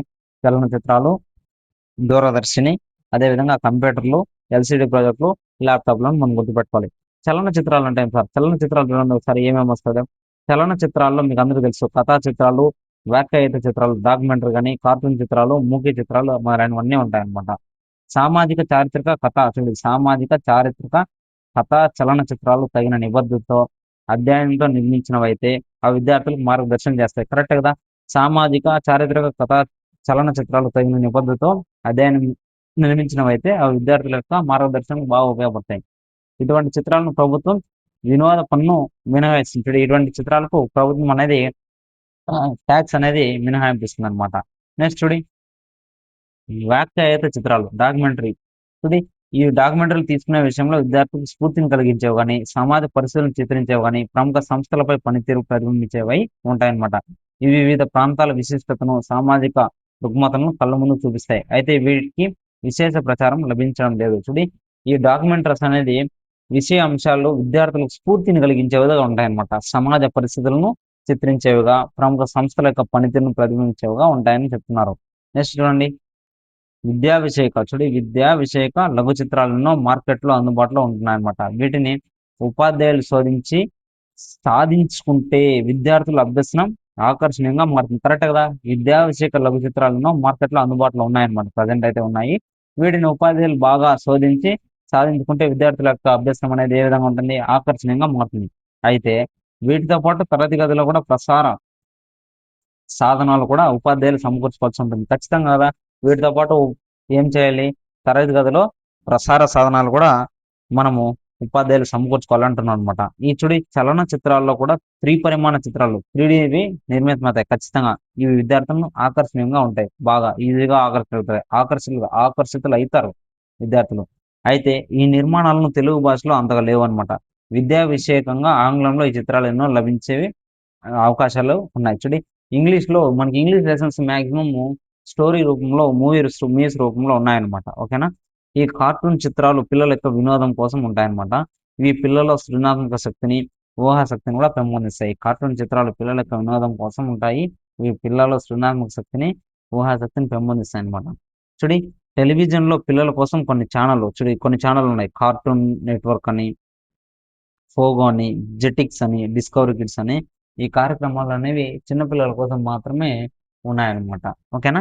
నెక్స్ట్ చూడి పూర్వకాలంలో ఎక్కువగా మూకీ చిత్రాలు చలనచిత్రాలు. పూర్వకాలంలో మూకీ ఓకేనా? చలనచిత్రాలున్నాయి. చూడి జాగ్రత్త సిద్ధుడైన నటుడు, దర్శకుడు 'చార్లీ చాప్లిన్' మూకీ చిత్రాలను 'చార్లీ చాప్లిన్' మీకు అందరికి తెలుసు కదా! తన యొక్క మూకీ చిత్రాలు మాత్రం ఇప్పుడు అక్కడక్కడ ప్రదర్శిస్తున్నారన్నమాట. అయితే వీటి వెనుక ఉన్న నేపథ్యం సంగీతం జోడిస్తున్నారు. సంభాషణలన్నీ తెర మీద రాతపూర్వకంగా ప్రదర్శిస్తారన్నమాట. ఇవి కూడా పిల్లలకు, పెద్దలకు వినోదాన్ని పంచుతున్నాయి. ఖచ్చితంగా 'చార్లీ చాప్లిన్' గురించి మీకు అందరికి తెలిసిందే. ఓకేనా? చూసుంటారు. చూడండి ఫ్రెండ్స్, చూడండి మేడం దూరదర్శిని టెలివిజన్ అంటే ఏమి? మీకు అందరికి తెలిసిందే. నేడు ప్రసారంలో అత్యంత ప్రాధాన్యత గల ఉపకరణం ఏదంటే టెలివిజన్‌గా మనం చెప్పుకోవచ్చు. ముఖ్యంగా ఆంధ్రప్రదేశ్ ప్రభుత్వం మన టీవీ ఛానల్ ద్వారా పాఠశాలలో పాఠ్యాంశాలను ప్రసారం చేస్తుంది. మన ఏపీ గవర్నమెంట్. చూడండి ఇవి దృశ్య పాఠ్య విషయాలు కావడం వలన విద్యార్థులు ఆకర్షణీయంగా ఉంటుంది. ఖచ్చితంగా మన టీవీ ఛానల్ ద్వారా చూసేటప్పుడు ఖచ్చితంగా ఈ దృశ్య పాఠ్య విషయానికి సంబంధించినవి కాబట్టి ఆకర్షణీయంగా ఉంటాయన్నమాట. తరగతి గదిలో ప్రదర్శించలేని అనేక అంశాలను టెలివిజన్ విద్యార్థులకు ముందుకు తీసుకొస్తుంది. ఖచ్చితంగా మనము అన్ని విషయాలు తరగతి గదిలో ప్రదర్శించలేము. కానీ ఈ టెలివిజన్ ద్వారా మనం అన్నీ చేయొచ్చనమాట. అయితే పాఠ్యాంశాలను రూపొందించే మన టీవీ ఛానల్ గాని, రాష్ట్ర విద్యా సాంకేతిక సంస్థ state institute of educational technology ఎస్ఐఈటీ గాని, ఈ కార్యక్రమాలను తరగతి గదిలో కార్యక్రమాలు కాకుండా విద్యార్థులకు బాహ్య ప్రపంచాన్ని పరిచయం చేస్తూ విధ చేస్తూ ఆ విధంగా భాషా పాఠ్యాంశాలను తయారు చేసే వారికి మరింత ప్రయోజనకారిగా అవుతుందన్నమాట. ఇది important friends. SIET full form ఏమంటే ఓకేనా? State institute of educational technology చాలా ఇంపార్టెంట్ గుర్తుపెట్టుకోవాలి. నెక్స్ట్ వీటిలోని భావనలను విద్యార్థులకు ఎక్కువ కాలం గుర్తుండే అవకాశం ఉంటుంది. ఖచ్చితంగా టీవీల ద్వారా మనం చూస్తే ఖచ్చితంగా ఎక్కువ గుర్తుంటుంది. మన రాష్ట్రంలో ప్రసారమయ్యే టెలి స్కూళ్ళు కార్యక్రమాలు భాషకు సంబంధించిన పాఠ్యాంశాలు కూడా అందులో ఉంటాయన్నమాట. వీటి ద్వారా తరగతి ఉపాధ్యాయుడు కూడా తన యొక్క నైపుణ్యాలని బాగా మెరుగుపరుచుకునే అవకాశం ఖచ్చితంగా ఉంటుంది. ఇప్పుడు ప్రసారం అవుతున్న ఎన్నో కార్టూన్ ఛానల్ కూడా చక్కని విద్యా విషయాలను ప్రదర్శిస్తున్నాయన్నమాట. కంప్యూటర్ నేడు విస్తృతంగా ప్రచారంలోకి వస్తున్న ఒక విద్యా ఉపకరణం. దీనికి ముందు కంప్యూటర్ సరితూగే కొన్ని తెలుగు పదాలను కూడా చూద్దామంటున్నాను. కంప్యూటర్‌ని తెలుగులో ఏమంటారు? సంగణకం. చెప్పండి ఏమంటారో? మీరు చెప్పండి. సంగణకం. తెలియకపోతే తెలుసుకోండి. ఇంటర్నెట్ అంటే అంతర్జాలం, అంతర్వాలయం అంటారు. వరల్డ్ వైడ్ వెబ్ అంటే విశ్వవ్యాప్త వలయం. తెలుగులో వీటికేమంటారు? సాఫ్ట్‌వేర్ అంటే అమూర్త సాధనం. హార్డ్‌వేర్ అంటే మూర్త సాధనం. మూర్త సాధనం అంటే ఏమి? కంటికి కనిపించేవి. అమూర్త సాధనం అంటే కంటికి కనిపించినవి. గుర్తుపెట్టుకోవాలి. వెబ్‌సైట్ అంటే వలయ స్థానం. మౌస్‌ని తెలుగులో ఏమంటారు? శోధిని అంటారు. బ్రౌజింగ్ అంటే శోధన. చాలా ఇంపార్టెంట్ ఫ్రెండ్స్. ఓకేనా? ఇవి మనకు తెలుగులో తెలాలి మీనింగ్ ఏమనేసి. ఓకేనా? నేడు క్రమక్రమంగా పాఠశాలన్నిటిలో కంప్యూటర్లు అందించడానికి ప్రభుత్వం ప్రయత్నం చేస్తుందన్నమాట. ఓకేనా? అనేక కార్పొరేట్ సంస్థలు కూడా తమ యొక్క లాభాల కోసం కొంత భాగం విద్యా వ్యాప్తికి వినియోగించడానికి ఇష్టపడుతున్నాయి. అనేక కార్పొరేట్ సంస్థలు కూడా తమ లాభాలలో కొంత భాగాన్ని విద్యా వ్యాప్తికి వినియోగించడానికి ఇష్టపడుతున్నాయన్నమాట. ఇవి కూడా తమ ఆధ్వర్యంలో కంప్యూటర్లను పాఠశాలలో ప్రవేశించడానికి కొన్ని ప్రాంతాలను దత్తత తీసుకుంటున్నాయన్నమాట. కొన్ని ప్రాంతాలను దత్తత తీసుకుంటాయి. కంప్యూటర్ ఉపయోగించడానికి కూడా ఇవి చేస్తున్నాయన్నమాట. సంగణకం అంటే ఏది? కంప్యూటర్ కదా! కంప్యూటర్లో సంగణకంలో విద్యా విషయక వలయ స్థానాలు అంటే వెబ్‌సైట్‌లు అనేకం లభిస్తాయి ఖచ్చితంగా.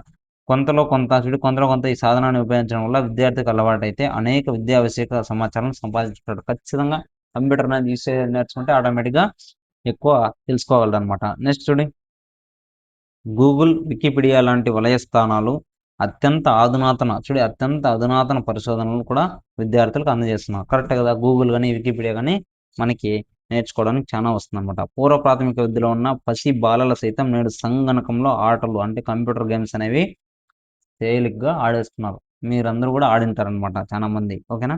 ఇప్పుడు పిల్లలు ఎక్కువ దానికి అడిక్ట్ అయిపోతున్నారు. ఓకేనా టీచర్స్?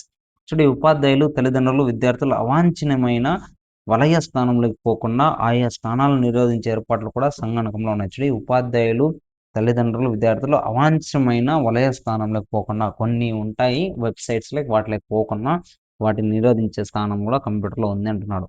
ల్యాప్టాప్లు మీరందరికీ ల్యాప్టాప్ అనేది ఉంటుంది చూడండి. ల్యాప్టాప్ అంటే ఏముంటుంది, కంప్యూటర్ సాంకేతిక చిన్న పెట్టె కంప్యూటర్ సాంకేతికను చిన్న పెట్టెలోకి కుదించి ల్యాప్టాప్‌ని తయారు చేస్తారనమాట. ఓకేనా? దీనివల్ల ఓనుగురే ప్రయోజనాలు చూడి ఏమేం ప్రయోజనాలున్నాయి చూడు. ల్యాప్టాప్‌ను సులభంగా గదిలోకి తీసుకొని రావచ్చు. యెస్, ఖచ్చితంగా ఎక్కడికైనా తీసుకుపోవచ్చు. దీనికి ప్రత్యేకంగా విద్యుత్ సదుపాయం గాని, టెలిఫోన్ సదుపాయం గాని అవసరం లేదనమాట. ఇది పునఃశక్తి ఘటాలతో అంటే రీచార్జబుల్ బ్యాటరీస్‌తో నడుస్తుంది. యెస్, ఖచ్చితంగా ల్యాప్టాప్ అనేది. దీన్ని చిన్నగా చేతిలో ఇమిడే పరికరం ద్వారా కూడా అంతర్జాలం కూడా అమర్చుకోవచ్చు. ఖచ్చితంగా చూడి ల్యాప్టాప్ అనేది వ్యక్తిగతంగా వాడుకోవడానికి పనికొస్తుంది. ఖచ్చితంగా. అయినా కావలసిన దృశ్యాలు దీని ద్వారా ఉపాధ్యాయుడి తరగతి గదిలో ప్రదర్శించవచ్చు. ఖచ్చితంగా ల్యాప్టాప్ ద్వారా. దీనిని ఎల్‌సీడీ ప్రొజెక్టర్‌కి అనుసంధానం కూడా చేయొచ్చు. ఈ ల్యాప్టాప్‌ని ఎల్‌సీడీ ప్రొజెక్టర్ కూడా మనము అనుసంధానం చేయొచ్చు అంటున్నాడు. చూడి 25, 26, 27 ఆగస్టు 2009లో హైదరాబాద్‌లో 49 దేశాల్లో పాల్గొన్న ఈ ఇండియా 2009 సదస్సులో కేంద్ర ప్రభుత్వం కేవలం రూ. 500కే పాఠశాల విద్యార్థులకు ల్యాప్టాప్ అందజేసే ప్రణాళికను తన ముందు ఉన్నదని ప్రకటించింది. చూడి 2009 ఈ ఇండియా 2009 సదస్సులో గవర్నమెంట్ ఏం చేసిందంటే సెంట్రల్ గవర్నమెంట్ రూ. 500కే ఒక ల్యాప్టాప్‌ని పిల్లలకి ఇవ్వడానికి ఒక ప్రకటన చేసిందనమాట. ఇదే సదస్సులో భారతదేశంలో విద్యారంగంలో సాంకేతికతను మరింత విద్యార్థులకు, ఉపాధ్యాయులకు అందుబాటులోకి తెచ్చేందుకు జాతీయ సమాచార రాజ్య విద్యా అధికార సంస్థ national information highway authority of చాలా ఇంపార్టెంట్ ఎన్ఐహెచ్ఏ ఓకేనా, నేషనల్ ఇన్ఫర్మేషన్ హైవే అథారిటీ దీన్ని ఏర్పాటు చేయాలనుకుంది. చాలా ఇంపార్టెంట్. ఓకేనా, ఈ ఫుల్ ఫామ్స్ ఇంపార్టెంట్, గుర్తుపెట్టుకోండి ఫ్రెండ్స్. ఓకేనా, మన దేశ యువ శాస్త్రవేత్తలు రూపొందించిన స్మార్ట్ కార్డ్ కూడా ఈ సంవత్సరంలో మార్కెట్లోకి అందుబాటులోకి వచ్చింది. చూడండి, మన దేశ యువ శాస్త్రవేత్తలు రూపొందించిన స్మార్ట్ కార్డ్ ఓకేనా 2010లో వచ్చిందన్నమాట.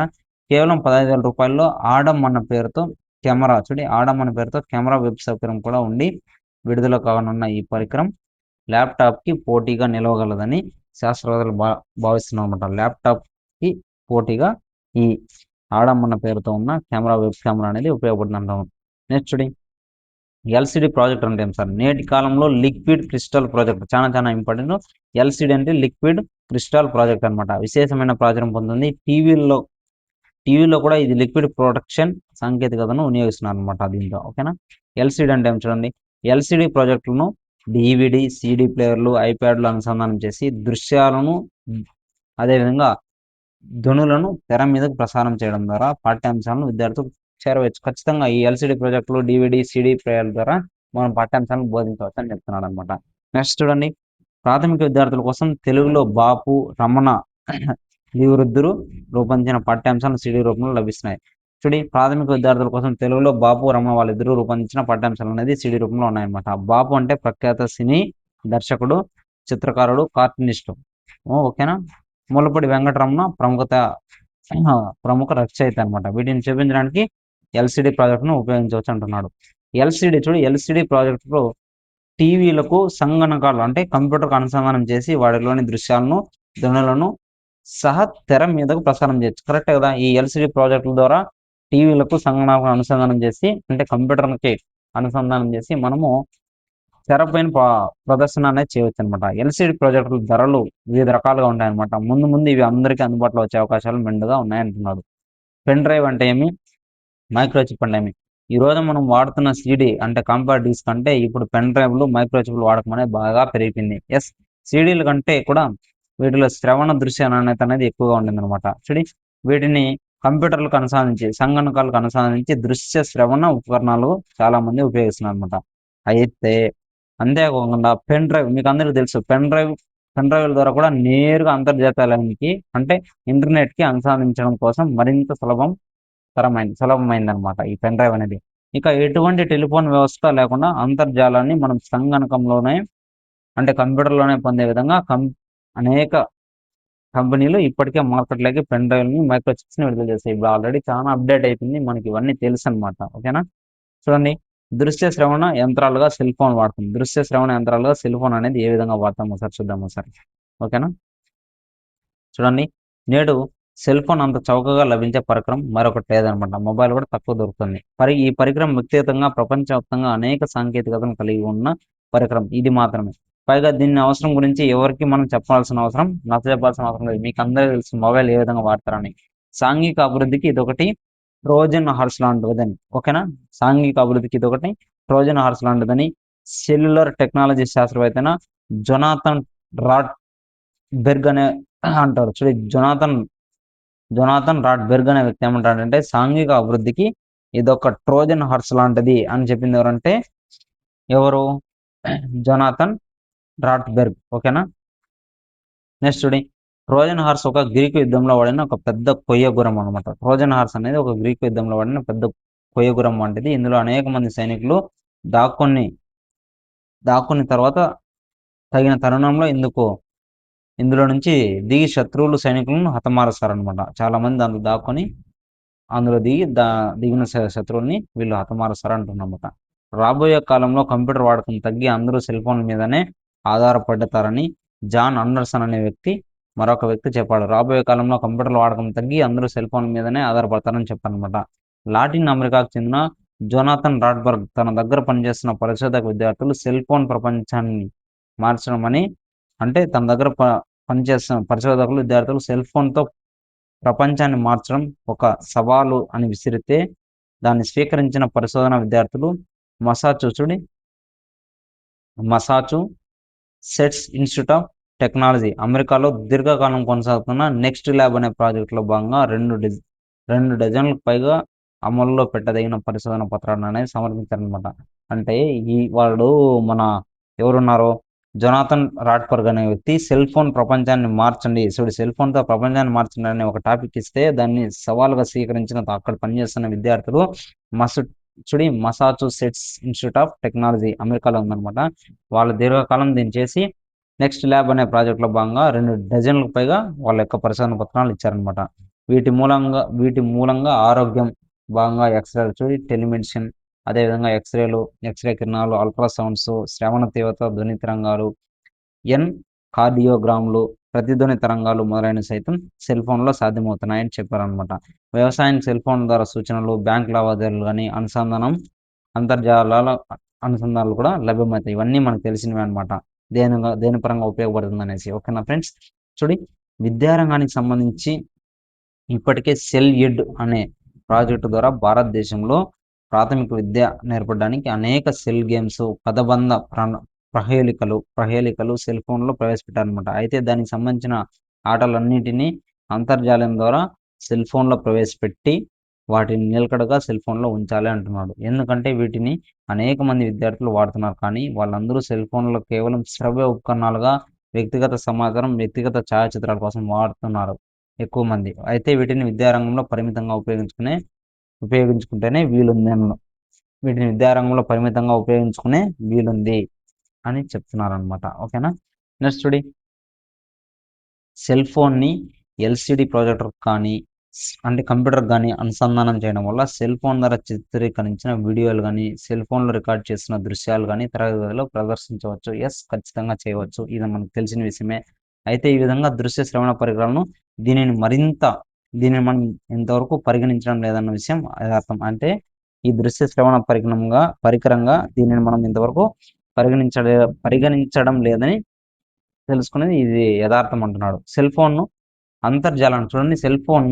అంతర్జాలానికి అనుసంధానం చేయడం ద్వారా మనకు కావాల్సిన సమాచారం అనేది దృశ్యం తరగతిలోని విద్యార్థులకు అందజేయవచ్చు. ఖచ్చితంగా సెల్ ఫోన్ని అంతర్జాలానికి అనుసంధానం చేయడం వల్ల విద్యార్థులకు కావాల్సిన సమాచారం అనేది దృశ్య రూపంలో అందజేయవచ్చు అంటున్నాడు. అయితే విద్యార్థులు కొంతమంది పరీక్షల సమయంలో సందేహ నివృత్తిని, తెలియని ప్రశ్నలకు జవాబులు రావడం కోసం ఇయర్ ఫోన్స్ ద్వారా సెల్ ఫోన్లు వాడుతున్నందున వీటిని పరీక్ష హాల్లోకి అనుమతించడం లేదు. చూడు, కరెక్టే కదా. విద్యార్థులు కొంతమంది ఎగ్జామ్స్ టైంలో దేనికోసం వాడతారు? వాళ్ళకి తెలియని ప్రశ్నలకు సమాధానం రావడం కోసం ఇయర్ ఫోన్స్ ద్వారా సెల్ ఫోన్లు వాడుతున్నందుకు పరీక్ష హాల్లోకి దీన్ని అనుమతించడం లేదనమాట. ఎగ్జామ్ హాల్లోకి మొబైల్స్ నాట్ అలౌడ్ అంటున్నాడు. ఆంగ్లంలో మన మాతృభాషను సెల్ ఫోన్లో రాయడం ద్వారా అది భాషాంతరీకరణ చెంది మాతృభాషలోనే మన సందేశం అవతలి వారికి అందడం కూడా సాధ్యమవుతుంది. చూడండి, కరెక్టే కదా. మనం ఇచ్చే సమాచారం అనేది మన తెలుగు లాంగ్వేజ్లో కూడా మనకు వస్తుంది అనమాట. దీనినే క్వాలిఫైడ్ సాంకేతికత అంటారు. ఇందుకు ఈ క్వాలిఫైడ్ సాంకేతిక సందేశం పంపిన వారి సెల్ ఫోన్నే కాక సందేశం అందుకునే సెల్ ఫోన్లోనూ లభ్యమయ్యేటప్పుడు ఇది సాధ్యమవుతుంది అంటున్నాను అనమాట.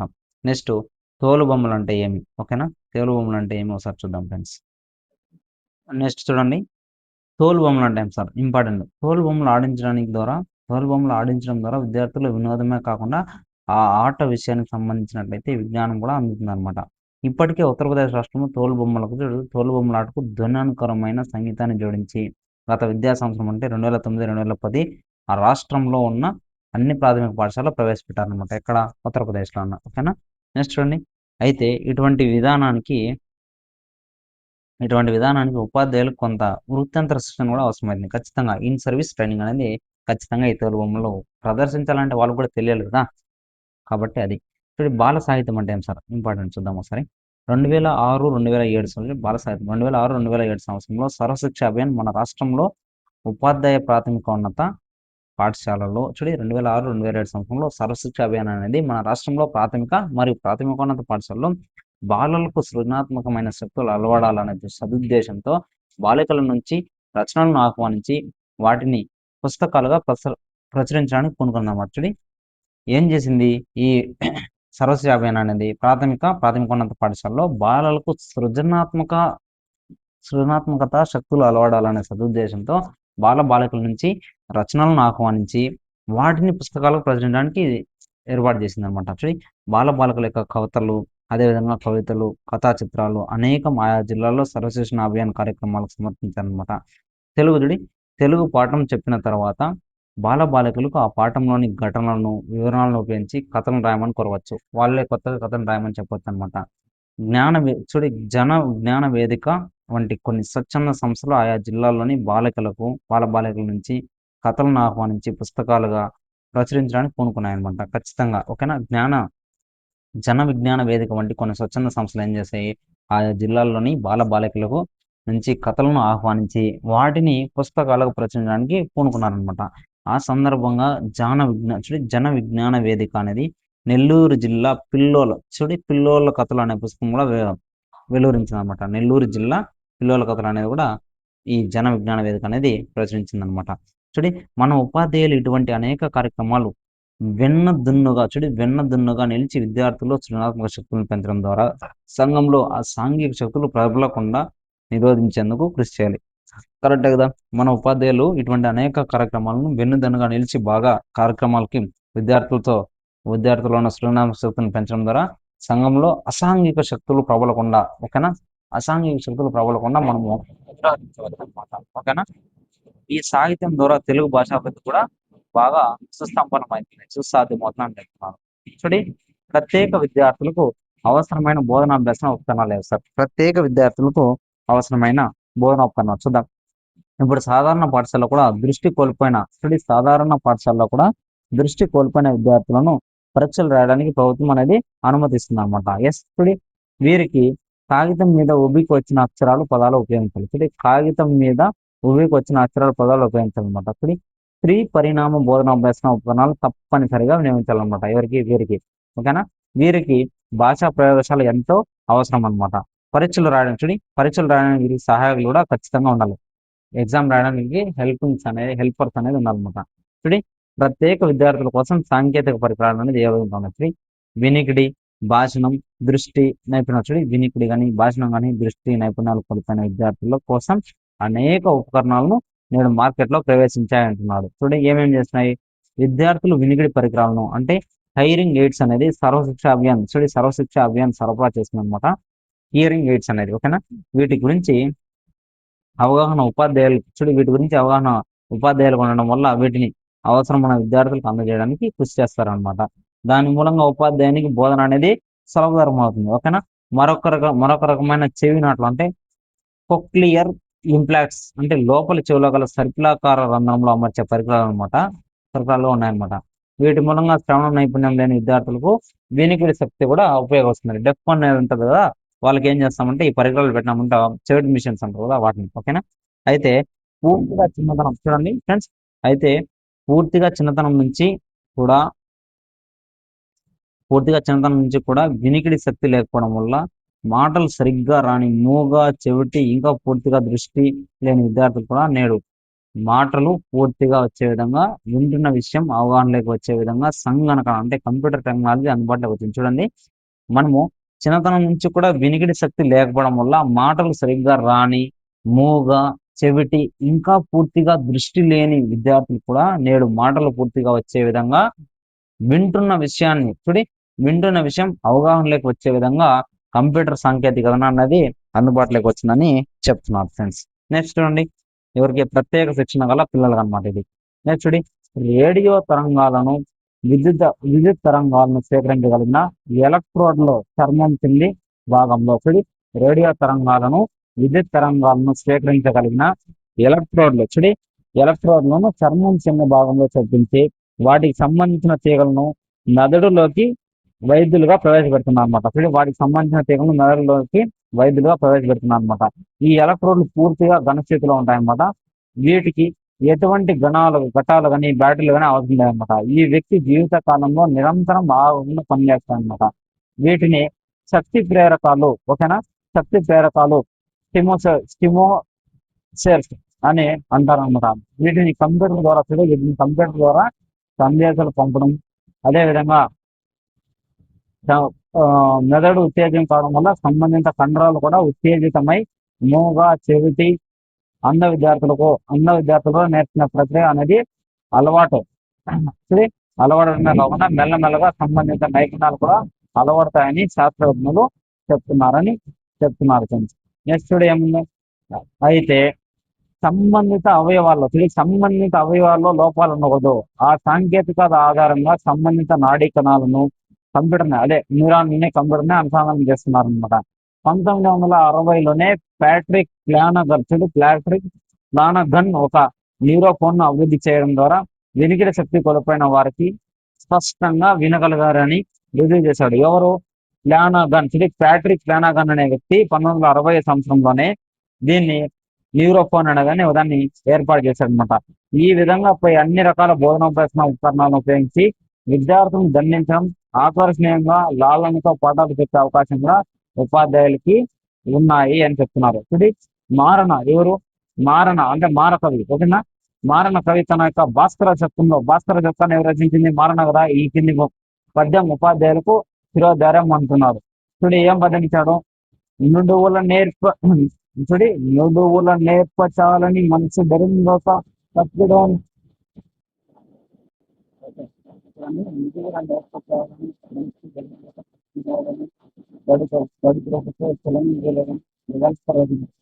పద్యాన్ని భాస్కర నడుస్తున్న చేస్తారు కానీ చిన్నపడదు. అట్లాగే మాటలు మాట్లాడడం చేత కూడా చేతం కాని వాడు కూడా తప్పు మాట్లాడినప్పుడు పండితులు దయతో సరిచేస్తారని అతన్ని దండించరు అని చెప్తున్నారు. అంటే తప్పులు చేసే వాటికి బోధన ప్రోత్సహిస్తున్నాను వస్తుంది భావించి విషయంలో ప్రదర్శించి విద్యార్థులు సాధించవచ్చు అని చెప్తున్నారు. ఇది దానికి సంబంధించి ఒక నెక్స్ట్ వీడియోలో మనం వచ్చిన భాషా పేరు పార్ట్ 2లో మనం చెప్తున్నాం. అందరికీ నచ్చితే లైక్ చేయండి, సబ్స్క్రైబ్ చేయండి, షేర్ కూడా చేయండి. నెక్స్ట్ వీడియోలో మళ్ళీ నచ్చుకోవచ్చు. Thank you.